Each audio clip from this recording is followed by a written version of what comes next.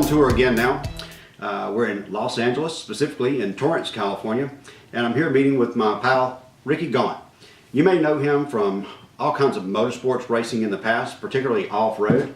And almost 30 years ago, Rickie, you had a what-if moment and decided to get into some racing. So, tell me a little bit about, what was it that inspired you to do this, and how have things gone for you since then? Well, it started out a little bit rough. When I first started racing cars, I crashed a lot. I was young and we didn't know anything about that. Didn't know the circumstances, or the end of my actions. But we were fans growing up. My parents took us out to Ascot, which is pretty close to here, and so I grew up a race fan. And then as I got older, I got lucky enough. I met a guy named Steve Bothwell here in Torrance. He's a mechanic, and he kind of started guiding me into this race car thing, and I ended up getting on a sprint car team and working as a crew guy, and got the opportunity to hot lap the car one night, and then things just kind of escalated from there. So I thought it was going to be a phase. My dad thought it was going to be a fad, and 26 years later, I was finally calling it quits in the circle track world. And in the meantime, I had got lucky enough with a real good friend of mine, one of my best friends, Tony Smiley. We raced against one another in sprint cars, and then he ended up buying an off-road car and asked if I wanted to race it with him, and got me into off-road racing. So pretty cool. So since you've gotten into the off-road racing, where's things gone now? Well, it's been a pretty radical climb. We escalated fast. We started out, Tony bought a Class 1 car, and I started racing with him in the Class 1 car. And around the same time, my boys just started racing circle track, and they really kind of gravitated more towards the off-road. So started concentrating on that, and racing Class 1 with Tony, and then Tony changed and got a couple Class 10 cars, and his wife started racing, and he ended up with a couple of the 6100 trophy trucks. Right. And my boys just kind of kept following us in the off-road world. Man, that's pretty cool. So from your humble beginnings of just doing a hot lap in the car, yeah, and so now you've got Gaunt Motorsports, yeah, that encompasses at least we've got at least 3 rigs out here, yeah, and several trucks, and leaving next week for Laughlin, yeah, and going to be working with other motorsports teams, yeah, and helping them out. So pretty incredible how that, just the idea of what if I go and do this one thing, and now it's spanned an entire career and brought your sons, yeah, into a sport that they may not have ever otherwise known anything about. So yeah, I'd say that's pretty cool, and you got some great memorabilia here. It's really fantastic. As I look around the walls, it's some high profile people that you're just buddies and friends with, yeah, because of this one moment in time, yeah, where you went and did a quick lap, yep, and stuff happened. Yeah, that what if moment actually was when I had met the guy, and I was as being a fan in the grandstands, I recognized all the names, and when I met him, I said, hey, can I come out and work on your car? Mm-hmm. That was the what if. What if you ask him, and he says sure, and that's exactly what happened. He, yeah, said sure, come on, here's my shop's over here, come on over after work, and that's kind of how it started. And yeah, and and now you can call up Tony Stewart, JJ Yelly, yeah, yeah, half a dozen NASCAR teams, yeah, and other prominent people in our industry, yeah, that are now friends. Right, absolutely. That, yeah, the other bulk of the majority of people just look on TV and just go, well, that'd be cool to kind of maybe hang out with them. Yeah, absolutely. And this is just daily life. Yeah.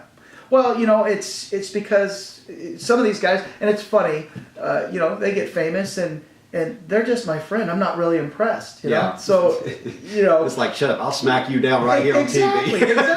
Exactly. I don't need that pretentious crap. No, exactly. Yeah. I'm not even going to go watch them out there anymore. It's just too much work to follow them around. But no, I've had a great career, and my boys are doing a good job, and I'm very blessed with the people that have hooked up with us, J Buck and the Dust Brothers and the Smileys, and taken my boys under their wings, and I think that they're going to be okay. I'm done racing myself. Unless somebody really wants to just go out and play around a little bit. But yeah, just kind of keep promoting the boys, keep pushing them on their career path, and make sure they do it right, and they're humble, and they're hardworking, and appreciative of everything that they get and their opportunities. Yeah, and I think that's what any entrepreneur could ever ask for, is to do something well enough that their own family would want to take over, to the point where they get to step back and just enjoy a moment in time to watch others grow without you having to be the one doing all the grueling. Right. That was the last 20-something years Right. to get it here. Right. Oh yeah. You know, but it's nice just to say, I did something. Yeah. You made the dash count. Right. And that's what it's about. I laugh. I tell everybody I was a 10-year overnight success. It took 10 years before I started winning races myself, and then I was lucky enough and won races and got some recognition. Mm-hmm. And the boys, they haven't started out quite as slow. I mean, they've been pretty successful early on. Yeah. And so it's really fun. It's kind of nice to watch. I'm excited about it, and I love the folks that I'm involved with, and Right.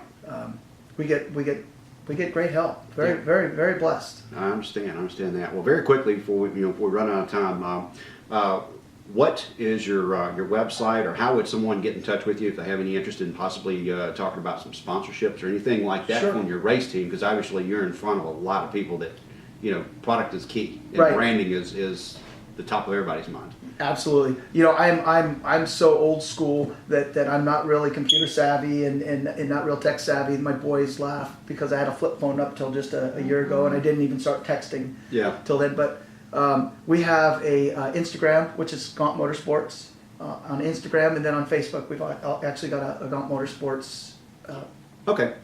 Well, site on Facebook. that'd be fine. We'll make sure to put that on the screen for you so you can find that. And if you need to get in touch with Rickie or his sons to talk about any kind of promotional type items, especially over here in the desert off-road scene, it'd be a great opportunity. I know that you got a new sponsor with Tri-Ace Tires coming on board. Yes.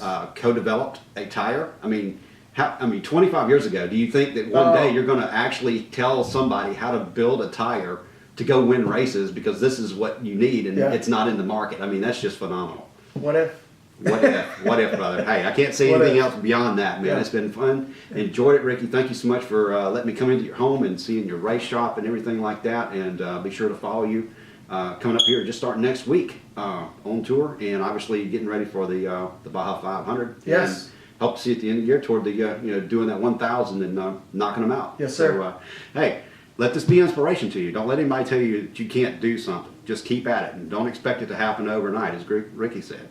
I got 20 years in my own product. So, we'll see you on the road, and look to hear about your what if moment.